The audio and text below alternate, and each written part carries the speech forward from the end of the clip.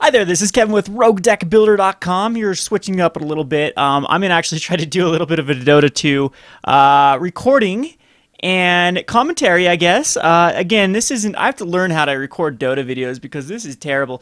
I can't even click... The way I've got it set up with Cam Studio, I can't even really click on anything. The only way it's working is when I have it on a hero chase. So I apologize for that. I'm just going to put it on my character here. I picked Ursa Warrior. And before I start talking about this, again, I can't get audio to work with Dota either, so I apologize for the poor quality of this. Eventually, I think I'm going to bite the bullet and buy Camtasia, which is just a better software in recording games in general. But anyway, I just like to talk about a little bit. I've talked about personality theory in Magic, but I think it holds true in Dota as well. When I play Dota characters, I like to do unusual strategies and unusual builds. I don't really like the cookie cutter builds or the cookie cutter characters. So after patch 6.81, I believe, I think that's what we're on, they changed Ursa's ability here. This Fury Swipes into a non-orb effect. If you're not familiar with Dota, orb effects you could not stack, and so Lifesteal was a orb effect, and so was Fury Swipes. And this meant you had to get Vlad's to actually be able to kill Roshan.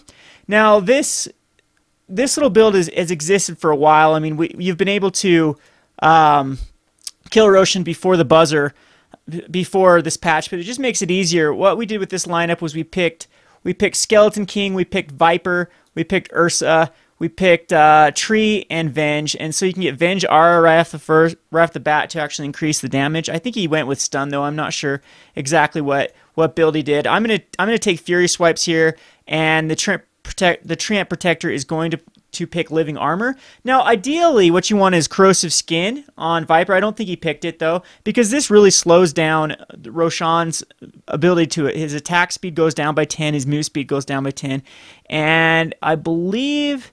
I can't remember if it stacks or not, but if Viper tanks a few hits at first, Roshan gets very slow. But anyway, we'll just show you that this is the lineup here, and then I'll show you my build with Ursa. Again, I apologize for the really weird camera. I'm gonna get better with this as time goes on, but yeah, now my guy's surfing. So anyway, yep, he picks Living Armor, and I pick the Fury Swipes. Viper hasn't picked anything yet. He's going to pick Vampiric Aura, but we're going to come down to Roshan here and try to Roshan. Again, I apologize for this really weird. So if I take it off Hero Cam, just try to go to the free cam, then it just really pauses it up. I can't even really click. So I'm going to, again, get better with the being able to record these, but we'll just go back to the Hero Chase here. And again, right off the bat, we're waiting. You can actually do it quicker than what these guys are lagging behind, but you can actually start Roshan right off the bat. So he does get Vampiric Art, and we're going to start stacking the hits. So Ursa needs to hit as much as possible, so the other guys need a tank. And so our other dude is starting tank. I'm getting some lifelink. We're up to 5, so 90 damage, 6, 105 damage. And Tree is going to heal me here, hopefully. And then, yeah, because I'm taking some big beatings, so he definitely needs to hit. But you have to... On Roshan, you have to make sure these stacks stay, because I believe stacks only stay on Roshan for 6 seconds. Yeah, so you really have to attack these. So it's getting close here. I almost die here. And again, Viper needs a tank, but our Viper player just doesn't understand that. But we do Roshan here at 17 seconds. That means within 8 minutes, Roshan will be up again, and I'll be able to... Roshan again. So I get Aegis the Mortal. Unfortunately, we kind of got counterpicked a little bit here. Two of the characters that are really good against Ursa are Dazzle and Bloodseeker. Bloodseeker makes it so Ursa can't really solo Roshan at the very first with the Bloodseeker's ability to I can't remember what it's like. Track. Let's see if his ability. It's going to be called Thirst. So Thirst, when everyone's below a certain percentage, he gets a move speed and he can actually find them on the map. So anyway, yeah, you have to be careful with that. But I've got the Aegis of the Immortal here, and see, I've got another strat with this. What you do if you don't have a team that can actually Roshan quick is you can come right here and you can actually eat this tree, and you can pull this stack over and over and over. And if you have like decent stacks here and here, like you don't want to have the bigger guys. You want to get, and these ogres aren't the best ones to have either. Like ideally you want satyrs, and the rock elemental guys. And then you want at the troll camp here, let's see if we can go back to free camera. You want like a troll camp here. These camps are okay. The wildlings are okay. But ideally you want the troll camps and the satyrs. So anyway, we're going to go back to hero chase. It's the only one that seems to be working here. But again, you eat this tree and then you can stack. Anyway, these guys are trying to kill me. But I see them. They really can't gank an Ursa with it, especially with an Aegis, and I'm up on levels. Again, this is cut off a little bit. I've tried it. The only other way to record this is window mode. So if you have any way to actually record Dota, I'd be interested. I'm going to look at this. I just wanted to hurry and record this and you know, give a little bit of a... I'm a little bit sick of Magic at the moment. I just wanted to show you that I have other interests in other games and that, you know, my...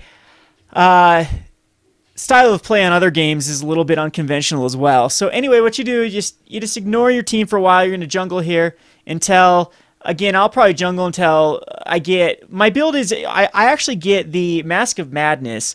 So Mask of Madness, people always insult me for getting it because you take an extra damage, you take an extra 20% damage, I believe, or even higher than that, when you activate the Mask of Madness. But with Enrage and Mask of Madness, they have the exact same cooldown time, and it turns Ursa into a farming machine. And so again, I'm actually with that early Roshan, about the 3-minute mark, I'm level 4 usually anyway. So Roshan, that early Roshan really helped my team, but it doesn't really help you. And in fact, even in gold, I'm not that further ahead than I usually would be. And you know, experience per minute, usually I'm way higher than this, and gold per minute if you just come here and start at 30 seconds, start farming. But yeah, see, again, these satyrs are the best camp.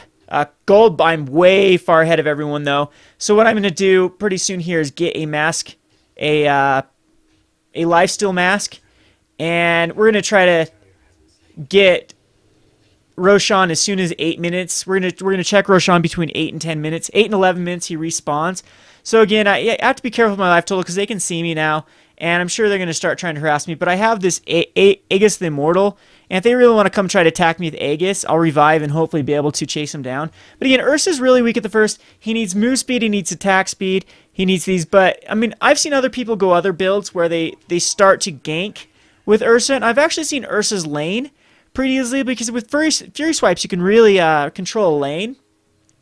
But again, jungle just guarantees you to have the gold, and again, if you get ahead on gold off the bat, then you can really again turn Ursa into a farming machine and just outrank people in levels without even being in really team fights, just because you can start farming the Ancients, you can start farming Roshan every 8 to 10 minutes. Let's see, anyway, experience, let's see. Net worth, I guess I'm 4th right now. I'm just waiting for a town portal and the ability to get boots and morbid mass. So 4 minutes got morbid mass, I've got boots of speed, we've got a stout shield, and then he, like I said, he can really control these lanes. Like, what you do is you just stack some Fury Swipes and, yep, just get every one of these last hits. And it's pretty easy when the Fury Swipes is level 3 or level 4. And yep, gold per minute, I'm going to start to catch up to my teammates here. Again, these guys are pretty higher than normal because what we did was we had that early Roshan that gave everyone 200 gold. So I'm going to try to get Mask of Madness as quick as possible. Also, I'd actually like to get the attack speed boots as well, because I think that if you go Mask of Madness, you need as much health as possible on Ursa. So again, nothing's really happened in the game. This is a great combo. Like, I'd rather have a slow than a stun, but a slow is good because this allows us, I mean, he does get off the shallow grave, and level 6 Bloodseeker does try to kill our Venge, but our Venge is smart and just stays put, and he actually gets off a great kill there by using his Vengeance R to finish off the Dazzle that had no hit points. So kudos to him. Actually commended this guy because the entire game he does very well. Very good support. He knows his role. A lot of times Vengeful Spirits try to go carry, and that's not good. So again, now we can chase these guys down. I still have the Aegis, so I can suicide here if I want. And again, so the Dazzle is going to try to... I miss here with my Earth Shock, but again, Venge is pretty smart here. And he gets trapped, get a kill off, and then we'll also... I believe get this guy Again, because he gets stuck up in the creep. Yep. And his shallow grave did not get off in time. So we're way far ahead now. Gold per minute, I'm almost up to 400. EXP per minute. Yeah, we're still at 409, which again, a little bit low. Usually like a good EXP per minute. I'm usually levels per minute, like one level per minute. But again, Roshan is going to be active here in a second. And so we'll grab, since I'm close to getting the power treads, I decided to see the power treads. Usually what I do is I rush Mask of Madness, and then again, you can just start farming the jungle very, very quickly, because again, Mask of Madness plus your Enrage ability cooldown at the same time. But usually if I would have Roshan, I would have Roshan at like 3 to 5 minutes. And again, we'd have to wait for a Roshan at the 15-minute mark to the 12 to 15-minute mark, depending on how quick I killed Roshan. But Roshan's about ready to spawn again since we killed him before the buzzer, or at least at like 20 seconds. So we have another minute to 3 minutes, or minute to 4 minutes before Roshan. Yeah, here I get ganked though. I believe all 4. Yep, there's 4 of them here. I didn't see them coming. I should have been checking the ward a little bit better. But yeah, that's not too bad. It's gonna allow me to teleport back. You know, it hurts my current gold and my gold per minute, but again, we're still the top of gold per minute. I'm going to be able to just grab a town border here and check Roshan. And if Roshan's not up, we can actually get these ancients here. So again, as soon as I spawn, we're going to go to the ancients, and then we're going to check Roshan. So Roshan isn't quite up yet. Again, he can spawn anywhere in between this, is what this little camera indicator says. So again, where are we here? There we are. So I'm hunting this guy down. We find him. He gets trapped again. Dazzle's doing a good job of getting himself trapped in the weeds. And again, Vange is just a pretty good player here. He swaps him. I'm able to get the slow off. And now with the armor reduction, we make quick work. And again, now we're way high. We've got the Earth Shock. We have level 2 Overpower. We have level 4 Fury Swipe. So as soon as Roshan is up, again, I haven't quite checked yet, but we can do it again. So I'll be making my way over to Roshan. He spawned actually very quickly. He did spawn at the 8-minute mark. Again, that's ideally. So the variance in Dota can be kind of weird, because if he spawns every 8 minutes, you can be so far ahead. But if he spawns 11 minutes, you're kind of 3 minutes behind each time. So again, I'm gonna check Roshan after I kill this camp. And again, we don't have the Mask of Madness quite yet. We could get it, and I do believe I'm just waiting on the courier to come back. But with power treads and level 4 Fury Swipes plus level 2 Overpower, you can easily solo rush without the Mask of... Like, the Morbid Mask is 15, the Mask of Madness gives 20, and it gives that attack speed. So again, it's my favorite build. A lot of people still like to go Vlad's, or what they do is they don't even finish off their Morbid Mask. They just start going on like another, like go right to either the Shadow Blade or the Shadow Blade or the Dagger to teleport. But again, Roshan is pretty easy at just 9 minutes and 50 seconds. He hasn't buffed up too much, and I'm pretty buff with, you know, level 4 Fury Swipes. So again, look at this. Roshan's not even hurting me whatsoever, even with just this amount of items. So we get the other Roshan off, and again, we'll check it again at 18 minutes. And now, again, I don't really like to start ganking. One of the problems with Ursa is he's very mana intensive. I mean, you're going to be using the Earth Shock, you're going to be using the Overpower, you're going to be using the Enrage. And so again, what you want to do is you don't want to start ganking until you have sufficient amount of mana to do so. And I usually just like to have the teleport, the dagger, the blink dagger before I really start ganking too much. So I'm just going to start looking for easy kills, looking for farms, and again, just waiting for that blink dagger. I'm not too far away from blink dagger. And after blink dagger, what I like to do is just go for a void stone, and it makes it so I never have to go back to the fountain for mana. Again, I'm gonna try to grab Mr. Zeus here, and again, that's what makes this so powerful. You get a 30% move speed and a 100 attack speed, and so you can, any guy without a stun is food for you. So Zeus, characters I like to really match up against, anything about like any sort of blink or so Zeus is one of my favorite characters to pick Ursa against. The Necromancer is very good. Warlock. Again, anything that's kind of slow, awkward, that doesn't have any sort of slow or stun is so easy for Ursa just to... You don't need like a Shadow Blade. Like stun is one of your biggest problems. When you go up against a stun team, Ursa's a bad pick. And I think Ursa's a bad pick in general. Like I don't know. I've tried him on competitive Dota. This is one like just a pub Dota.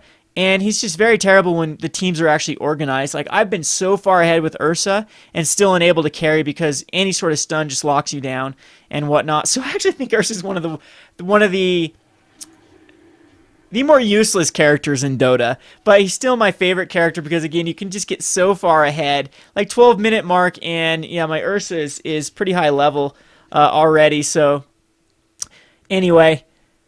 Again, we got the Blink Dagger now, and the Blink Dagger allows us to really just start to control the map, and everything has to be afraid of us with Blink Daggers. Blink Dagger allows you to blink right on top of them, Earth Shock, and then Overpower. But again, Ursa is still pretty mana intensive. I'm glad they got rid of any sort of mana cost for the Blink Dagger, as that allows Ursa...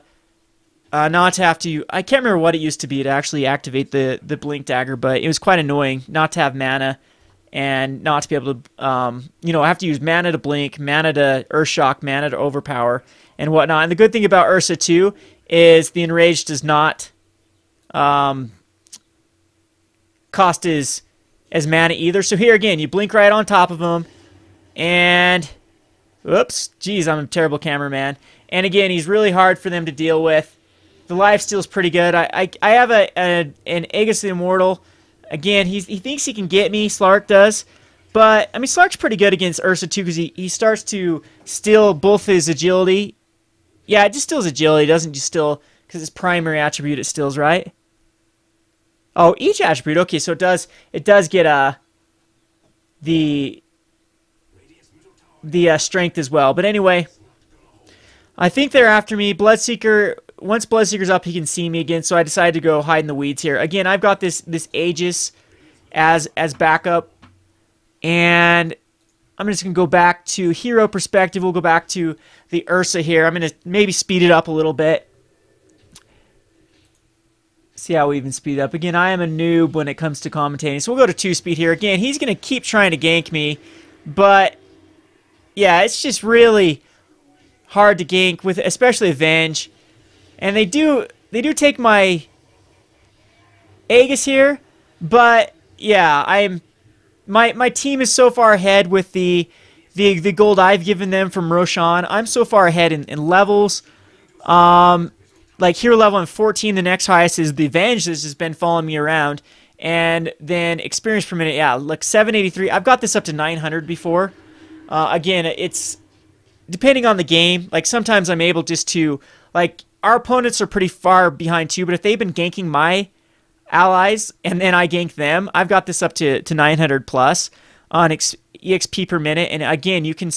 I'm level 14 and the time is just 15 minutes here. So again, the cooldown is perfect with Enrage and Mask of Madness. You can just start going crazy. I'm able to get a Perseverance. That's my next buy after this. Again, you can go some pretty crazy builds with Ursa, but again, I just like to have the mana so I can just stay in the jungle and stay ganking the entire time, and Perseverance allows you to do that. Another way is if you have a Crystal Maiden. Crystal Maiden's aura can allow you to just non-stop gank as well. Otherwise, you're going to be cut out of mana, and Vlad's doesn't give you enough mana. It really doesn't do it with the mana regen. But again, I can just keep killing these guys, and unfortunately, I think I die here. Yeah, because I did use my Aegis earlier. But Roshan is about ready to spawn again. Let's check Roshan here. Yep, so he's going to spawn within a minute to about 3.5 minutes here. And again, my team is just doing so well too because they have to focus me, and then that leaves like a Viper free to do what Vipers do, and I've got a Treant to heal and give me living armor. So again, they gank pretty well. This is I think their most successful gank. They're able to get Tree and Viper, but again, I'm going to be checking Roshan. And again, Roshan's not quite spawned yet, but until Roshan spawns, I'm just going to keep around this area and get Roshan as quickly as possible. So again, we'll just go into their jungle. I see Zeus here, able to, again, blink right on top of Zeus. Zeus has absolutely no chance when that... Again, he can blink on Slark. Slark's annoying, though, because he can actually, you know, use his invis, uses his blink. But, yep, he decides to blink this way. And, you know, Gem doesn't work against Slark either. Again, he's a very annoying character. So, Roshan is up. I'm going to go check him, I'm sure, pretty soon. So we'll go back to the... hero, and again, I'm able to get Darkseer with the blink and the Urshock. So again, blink, Urshock, and overpower. If Mask of Madness is up, you can use that. And again, I get stuck here on Bloodseeker's annoying Ravage or whatever it's called with Bloodseeker, where it makes it so you can't move without taking damage. Anywho, so I'll be up in 43 seconds. Again, I'm a little behind on the Rosh because Rosh has been up for a minute, but we did get that kill on the Darkseer again. 845 EXP minute. It's almost double everyone else. It's double everyone on their team. We're just so far ahead. And this is just the advantage of the early Rosh with Ursa. And again, though, he isn't. I don't consider Ursa like a hard carry, because you're going to start getting outclassed at 30 minutes. I remember one game I was up to like 25. Like 25-4 was my score, and I still ended up getting out carried by a Phantom Lancer, because there's nothing I could do against the Cancer Lancer late game. So again, that's the third Rosh at 22 minutes. So very far ahead. Again, the EXP is up to 835. The gold per minute is 573, which is pretty good. And again, my net worth, I'm so far, I'm 2,000 ahead of the next, or 1,600 ahead of the next guy. So again, kills 1136. Our team is so far ahead of everyone else. And now I've got the Lincoln Sphere. I like Lincoln Sphere again. I like it a lot better than the BKB, because again, how mana intensive that Ursa is. I mean, all these have such fast cooldowns. Of course, if you have full mana, you can use them all, but you don't want to ever have to go back to the fountain to regenerate mana. This gives you a little bit of health regen, but again, you don't care about health regen because your lifesteal is going to get you there. But again, what Lincoln Sphere does is any of those one stun characters, it allows you to absorb that one stun. And so now, like if we're going up against a Vengeful Spirit, now he is a Zeus to me. He's something that can't stun me, because then I can teleport right into him. He's got to try to use his stun. His stun gets absorbed by Lincoln Sphere. And again, Ursa is one of the best solo gank characters to pick off solo characters in the game. And again, Lincoln Sphere is pretty good against the Bloodseeker too, because if Bloodseeker's not smart and he tries to use his ult, what is his ult called? His ult is called Rupture. That's what it's called. Then your BKB completely absorbs it. So, again, this is what's so cool with the Massive Madness and the Teleport. You can just turn it into a farm king. You can just control the map. You're so fast. You can blink everywhere. Like I'm going to go blink into this camp. Take these Ancients. Again, EXP is hovering around 800 at the 25-minute mark, which is so good when haven't been ganking like incredible amount. Again, with the kills death is still only 11 and 7. I mean, I've been way higher at this point, but again, with 800, with the gold per minute, or the experience per minute at 800, that's pretty good. 815 again. So now I'm going to start trying to pick off, if I can pick off characters I can. They're getting kind of smart and staying together. He does decide to smoke us here, but I don't find anything at all. So I decided to come up against Slark. And Slark's annoying because he has that teleport, and he's got the annoying jump as well. But we are able to pick off Zeus there. And again, I mean, Ursa is just so fast at farming. I can just control the map and just again, just take their camps and come over here, and any sort of creep wave that is getting high, I can just take it out really, really quickly with the overpower and the earth shocks. And again, with the Lincoln Sphere, I have mana to spare. I then like to go the move speed route with the Sing and Yasha, because that makes it so that I have the 522, which is almost capped move speed when I use the Mask of Madness. And the Mask of Madness, and in Rage, I have such fast attack speed even without Fury Swipes. And again, there's a few other builds you can go with Ursa. Again, some people like Shadow Blade, and some people just like to go straight for a heart. Again, now it's priority. What I like about Yasha, Singing Yasha, is gives you 16 strength. Even though that he is an agility character, your main damage come by Fury Swipes and Overpower, or Enrage, excuse me. And Enrage uses your life total, so 7% of your life total. So items that increase your life total are actually really good. So again, the Lincoln Sphere, which 15 to all stats, which is 15 to health, and we also have the 15 health to Sage and Yasa, and we also have the strength is by 8. So I mean we're up to 2600 health. And again, my next one will be heart. So I'm gonna keep around this area because I know Roshan is about to spawn again. We're gonna look at the free camera here. I'm gonna check Roshan. Yep, he's getting close to respawning again. So again, look how fast I was able to get from there to there to there. I mean, he just warps around the map when you got the Blink Dagger and the Mask of Madness. And again, you can pick off early. You can pick off towers. I see this tower's low, and boom, just pick that off. Again, our gold permits up, our XP permits up to 850 here, and our level. Yeah, geez, our hero level is 22 at the 31-minute mark. We're 4 levels ahead of everyone. I kind of get stuck, and I missed the teleport just barely there. Anyway, so we'll be checking Rosh. I mean, we probably could end this game. It's 34-14. I'm so far ahead of everything. We have the Reaver. I have the heart coming here in a second once I get the gold. So I'm gonna go ahead and again just farm out their jungle until I can get the heart, and then I just do insane amount of damage with the Enrage, which again has a 25-second cooldown. So again, that's why it's so important just to go into health. I've seen people go into more DPS type. I've tried every DPS.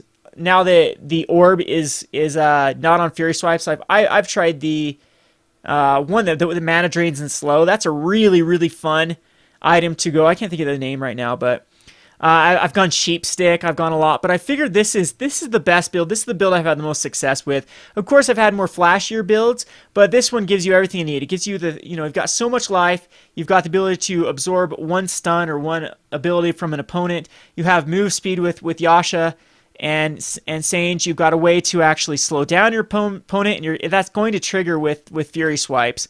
And again, now we have Heart, and we're still up to 1400. We're allowed our allies to get the Aegis and the Aegis and the cheese. This is the 4th time Roshan has been killed in 34 minutes. So we've done a good job at keeping Roshan down. Or was that 3rd time?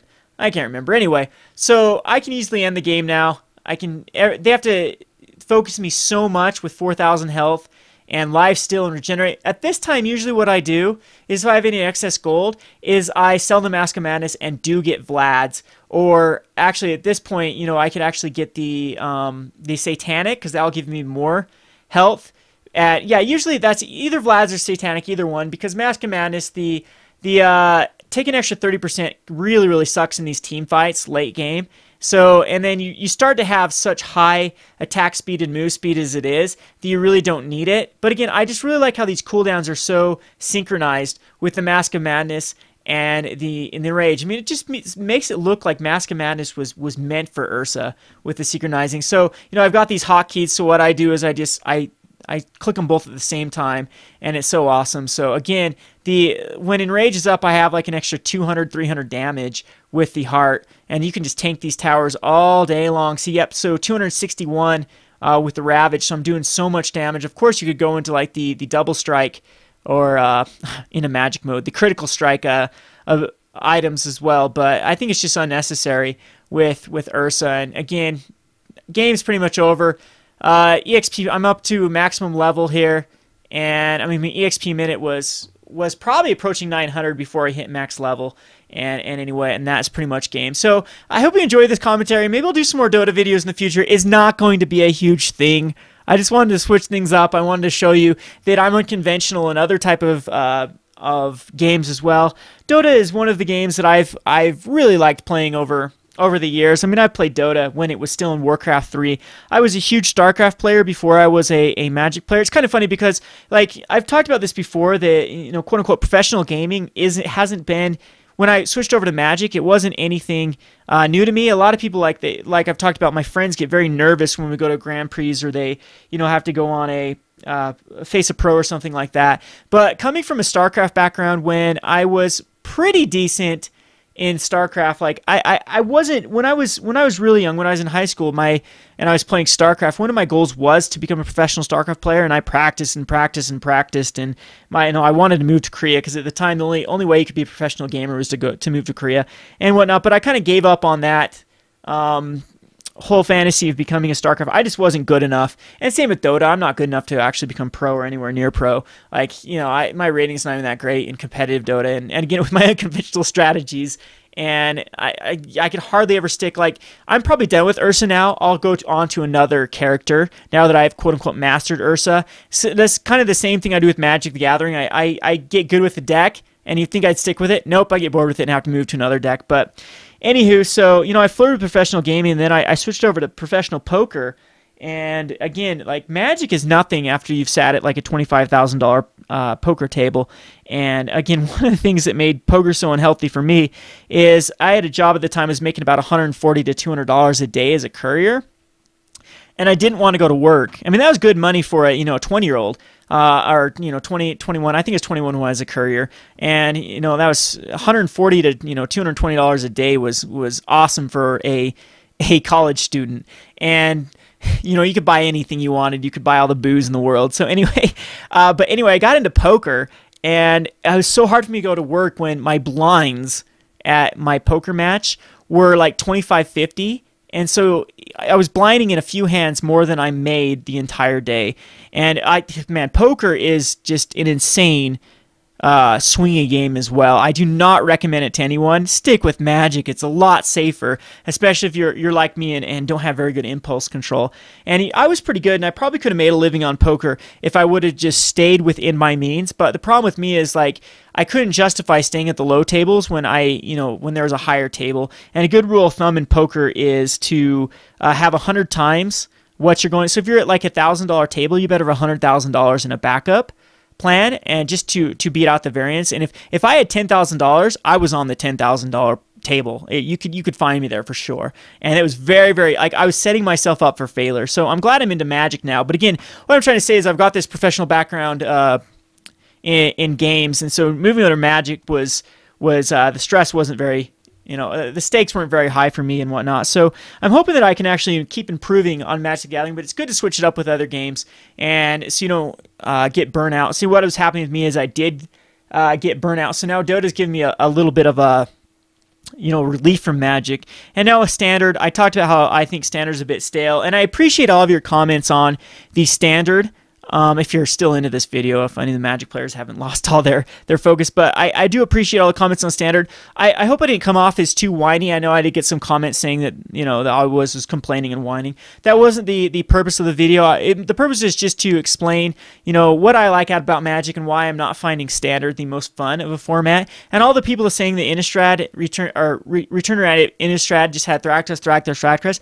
I completely disagree with you. There are so many more options of decks even till the very end of Return to Ravnica Innistrad, and I was still able to brew some very, very crazy decks like Bug Immortal Servitude and Hell's Lookout. I still didn't even think that I really found the potential of the Return to Ravnica Innistrad blocks before it rotated, and now with the Return to Ravnica and Theros blocks, I really feel like there's no real way to go if you're going to be in competitive Magic except for Mono Blue, Mono Black, Boros Burn, or the Esper Control. I really don't think that you can diverge from those strategies very much, because they're really the only ones that can actually handle have a good win percentage against the other field. So anyway, that's just been my complaint. My complaint was that it's not really a brewer's time in Magic the Gathering. So again, I'll keep creating videos. I'm not going to switch over to Dota, so don't freak out. I just thought I'd try a Dota video, and I do apologize for the quality.